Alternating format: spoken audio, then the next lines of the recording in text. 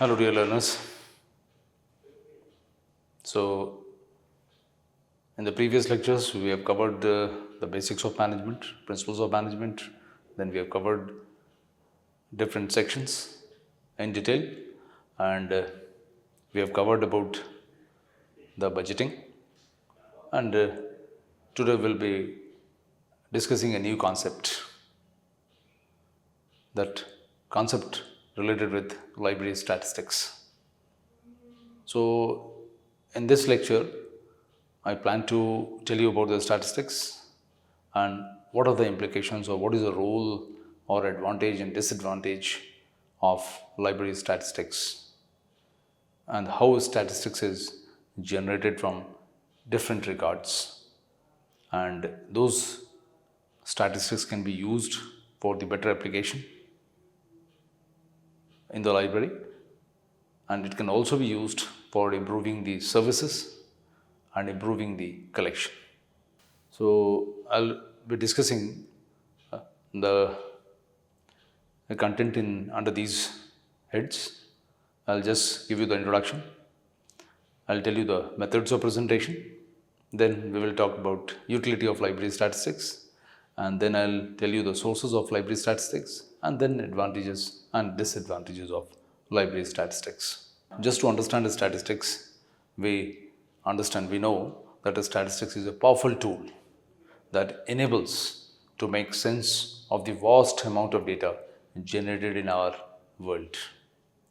From understanding trends in the financial markets to analyzing public health data, statistics provides the means to extract valuable insight and make informed decisions.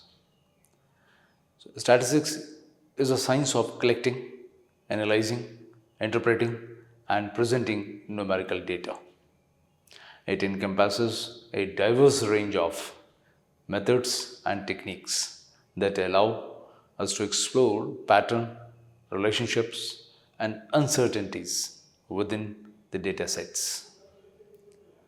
Whether you are a scientist studying climate change, an economist analyzing economic indicators, or marketer evaluating consumer behavior, statistics offers a common language and framework for making sense of complex phenomena. The importance of statistics extends far beyond academia and research. In today's data driven world, businesses, governments, and organizations of all kinds rely on statistical analysis to guide strategic planning, optimize operations, and drive innovations. From predicting customer preferences to assessing the effectiveness of public policies, statistic gives the insight for making the informed decision at all levels. Particularly when I talk about the library statistics, it refers to the systematic collection, analysis, and interpretation of data related to library operations, services, resources, and users. And these statistics provide valuable insight into various aspects of library management and helps librarians, administrators, and stakeholders make informed decisions. So this was briefly the introduction of the statistics. It can be applied in all the fields, whether it is medical, market, or anything, just to understand what are the projections or how, especially in a particular disease, what are the things which are common. So what are the common symptoms, how it is occurring and reoccurring. If everything we are trying to logically record the things and generate statistics out of it, or maybe some sort of infection, if some infection is spreading in some area, so then at least we can see how far it is spreading and to what extent it is spreading, what can be the reasons, and what is the time when probably in the complete year when this type of infection occurs, and what is the infection rate. All those things, for all those things, if we have statistics, so at least the proper health planning can be done. Similarly, the government can plan the beneficiaries, plan for the beneficiaries also. How much to be given and what to be given, what policies are to be implicated, where to be implemented. All these things, again, this is how the statistics help the government also. Similarly, this statistics is also helping the library also, or not only the library, but any organization for that matter. How the library can be benefited is because you have so many records which are generated. You can see the circulation record gives you a lot of things, acquisition gives you a lot of things. Then just maintaining the diary, who are the people, those who are visiting the library, that also gives you a lot of information.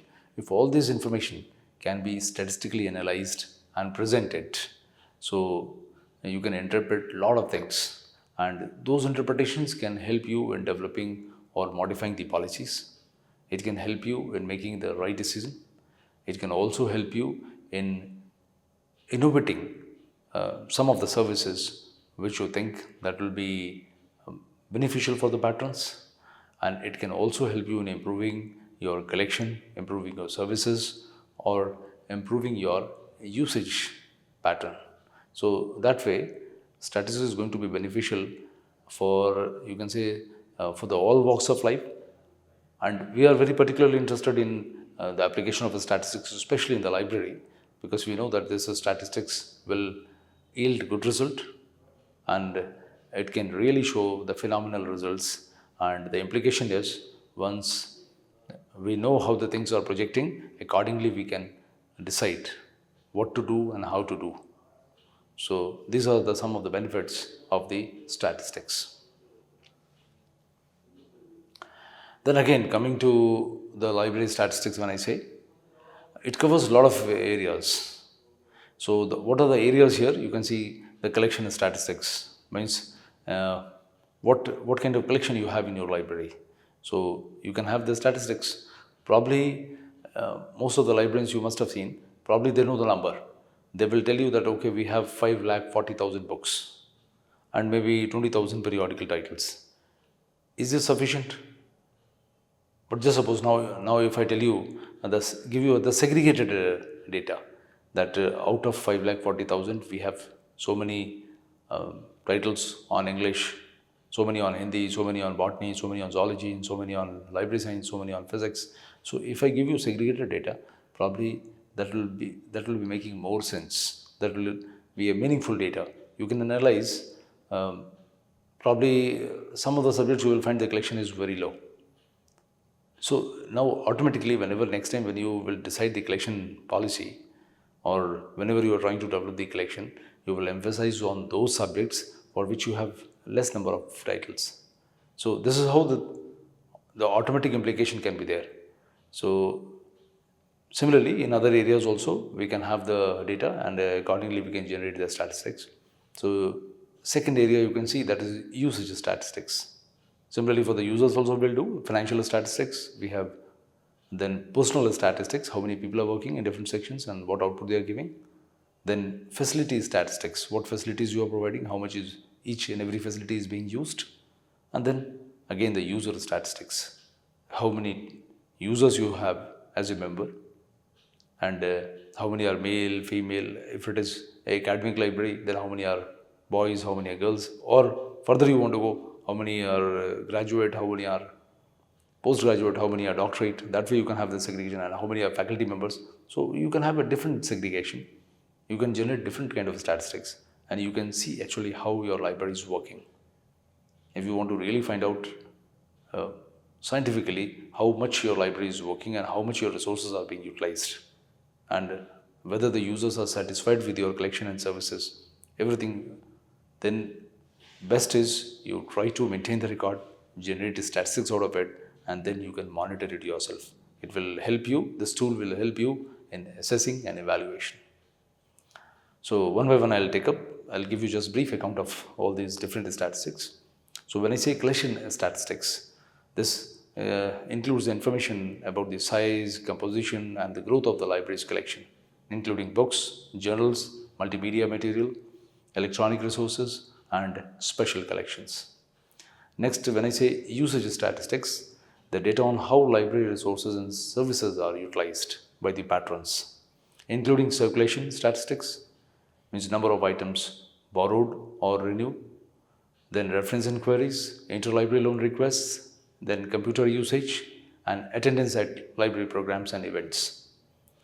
For financial statistics, the data can be the details about the library's budget, expenditure, revenue sources, funding sources, and the cost per user metrics.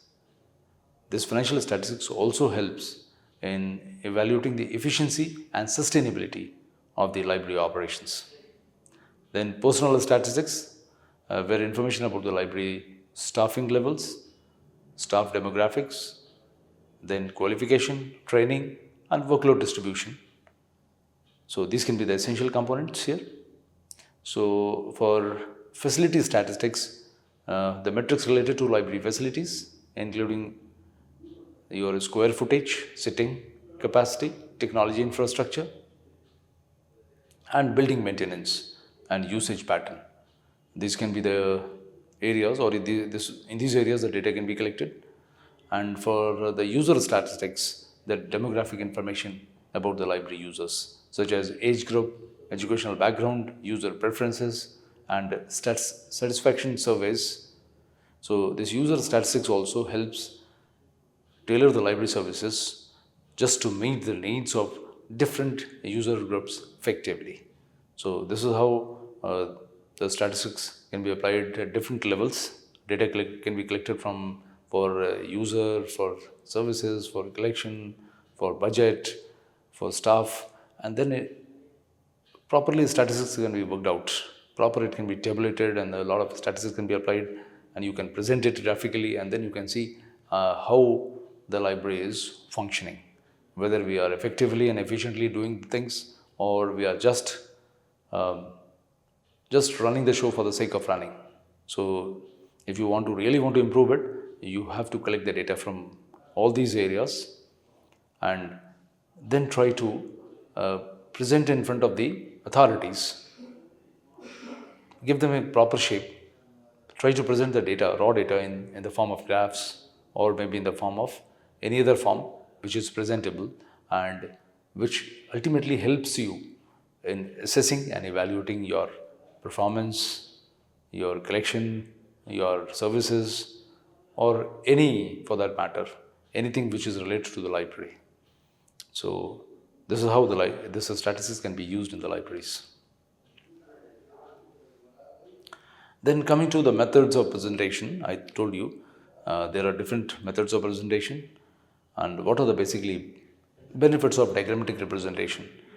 As everybody knows, as you all might be knowing, there's a tendency that probably pictures and diagrams, they are more catchy for the eyes, and your brain understands those diagrams and your illustrations quickly rather than reading it and then imbibing the things.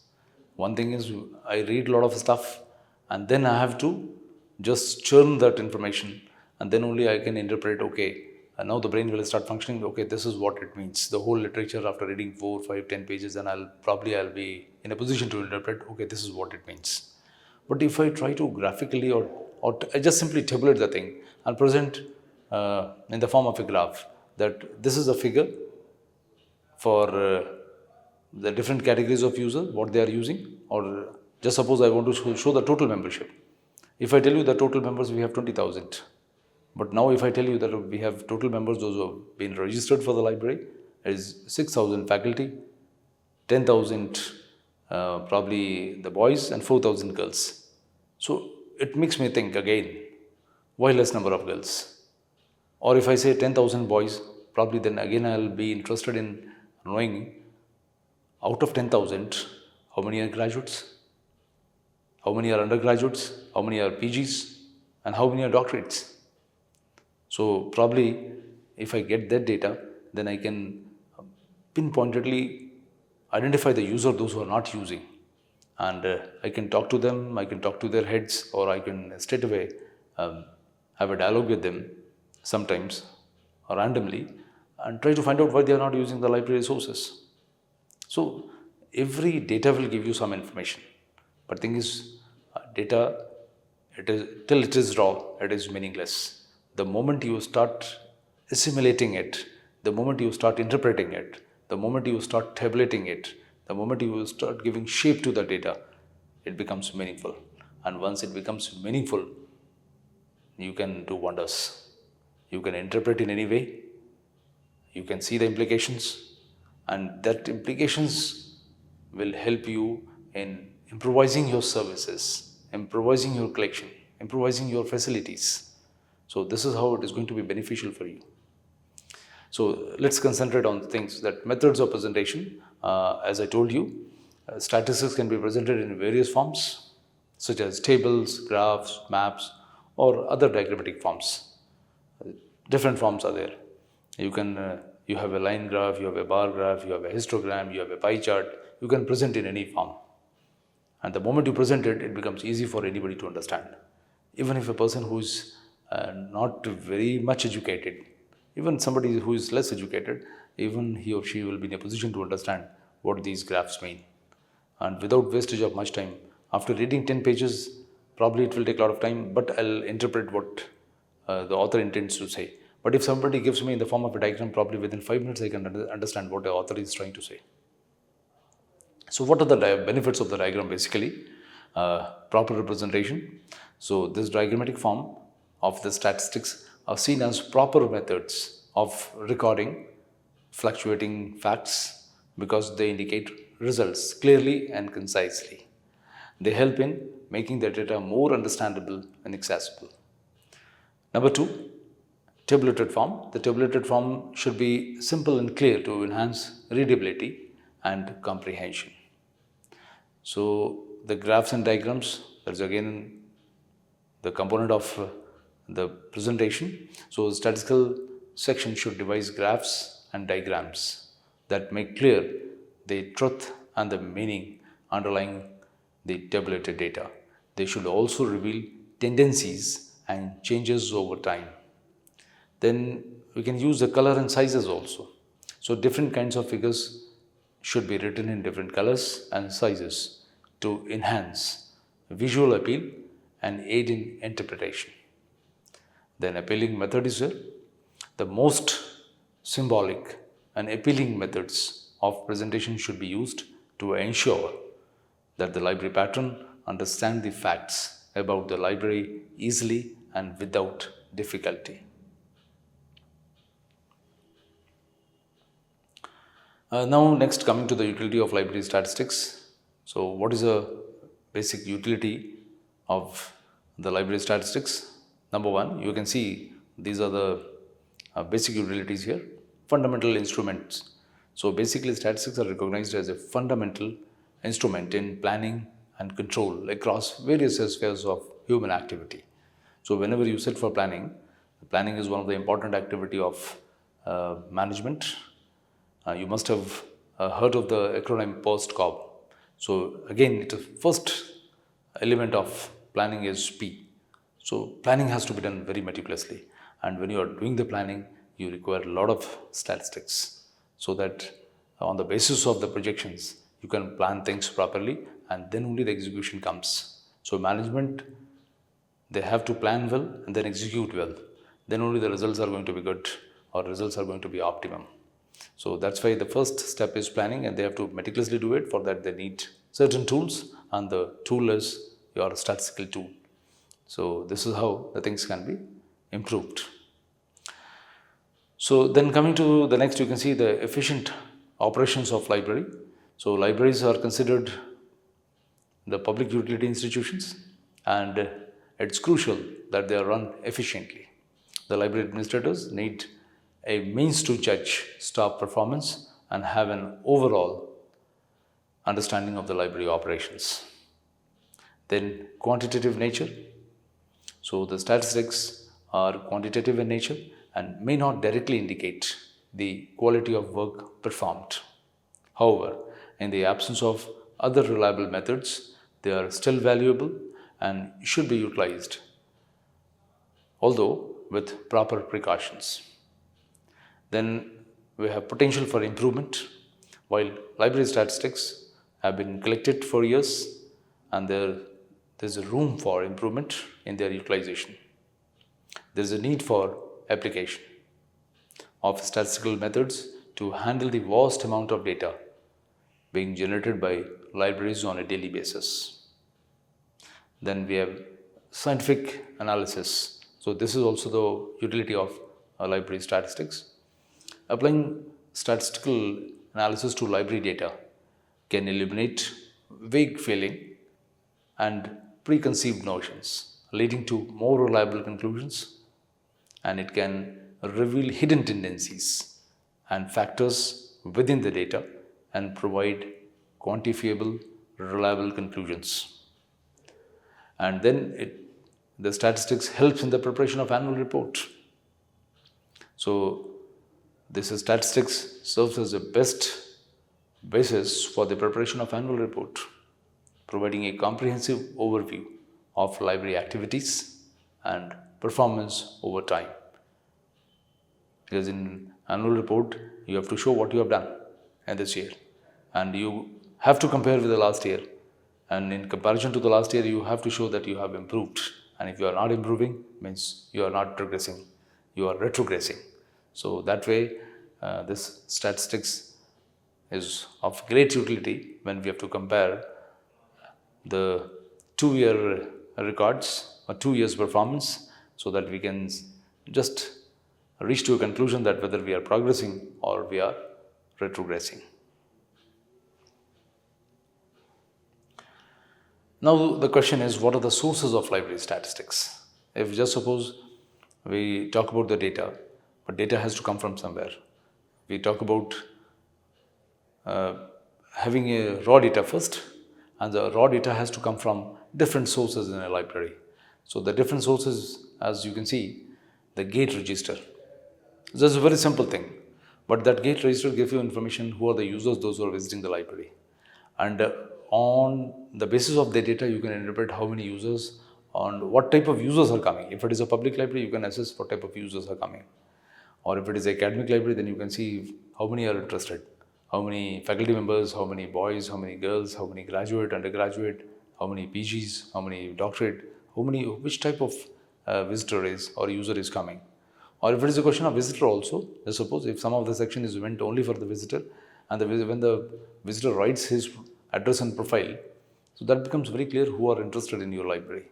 So it gives you a very clear-cut idea that if some user is coming, means you have some material related to the reader's interest or user's interest.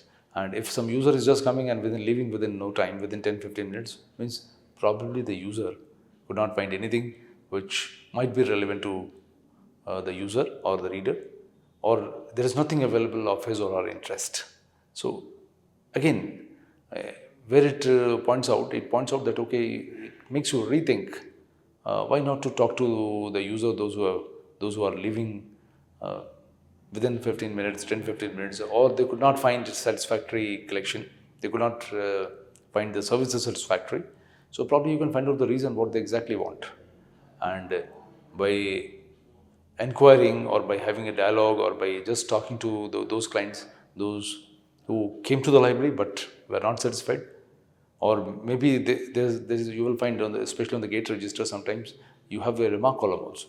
Somebody puts a remark that, okay, I am not satisfied with the collection, or maybe I am not satisfied with the service.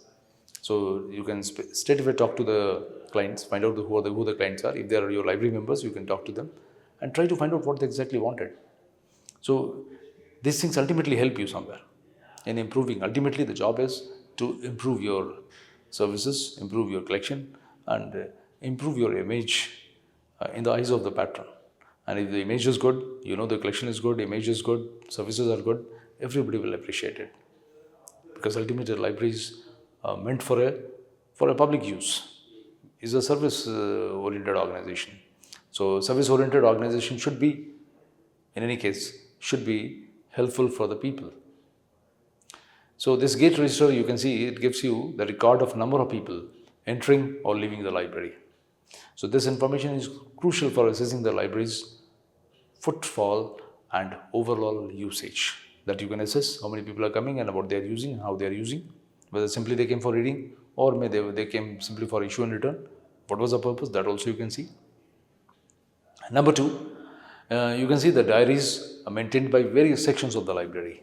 So the different sections or the departments within the library keep diaries to record specific activities, and these diaries serve as a source of data for generating statistics related to the operations of those specific sections. So every section maintains a diary and they keep on recording all the events of the day, and that can be useful, that might be useful whenever they are processing the data. Third, you can see the written documents of the library. The various written documents within the library, such as transaction records, catalog entries, and other documentation, can serve as additional source of statistical information. So they also can be the source of your statistics. Then you have a daily, weekly, monthly, or quarterly reports. Just like annual report is for the 1 year, whereas this daily means after every 24 hours, weekly after 7 days, monthly after 30 days, and quarterly probably after 3 months. So these reports also can give you a lot of statistics. So these regular reports generated on this periodic basis can be a pool for the library statistics. And these reports, they are likely to cover a range of activities and metrics and can help the library to monitor performance over different time frames. You can see what was the position when you are trying to assess after a day, after a week, after a month, and after a quarter. You can see whether we are improving. Actually, idea is whether just to assess whether we are improving or we are declining or we are retrogressing. So these records can be again helpful for generating a lot of statistics. Then we have monthly and annual abstracts prepared by the statistical section of the library. So the statistical section of the library compiles normally and analyzes data from various sources, including the diaries mentioned earlier. This compilation results in monthly and annual abstracts, providing summaries of the statistics and trends for the library. So this can be used for finally policy making. And because ultimately, whenever you are planning things or planning any program for the library or planning the budget, so all these things have to be taken into account. Then only you can plan your programs, plan your activities, plan your services, and plan its proper execution in any organization. And same for the library also. Then coming to the advantage of the library statistics. So simple advantage that you can see, it is data-driven decision making. So when I say data-driven means you have the data in front of you, scientifically you can analyze it, and then only you can take the decision. So this library statistics basically provide empirical evidence that supports decision-making process within libraries. Librarians can use the statistical data to allocate resources effectively, assess the impact of the services, and make informed decisions about the collection, development, and programming. Then you have performance evaluation. So the library statistics enable librarians to measure the performance of various aspects of library operations, such as circulation, reference services, program attendance, and digital resources usage. This helps identify areas of strength and areas of improvement. Then third, you can see the resource allocation. By analyzing statistics on resource usage and pattern behavior, such as funding, library staff, and physical space, in a way that maximizes their impact and meets the needs of the library users. Next, you can see the evidence-based advocacy. So library statistics provide evidence of the library's value and impact, which can be used for advocacy purposes. So statistics can demonstrate the library's role in supporting education, promoting literacy, fostering community engagement, and bridging the digital divide, and helping to secure funding and support from stakeholders.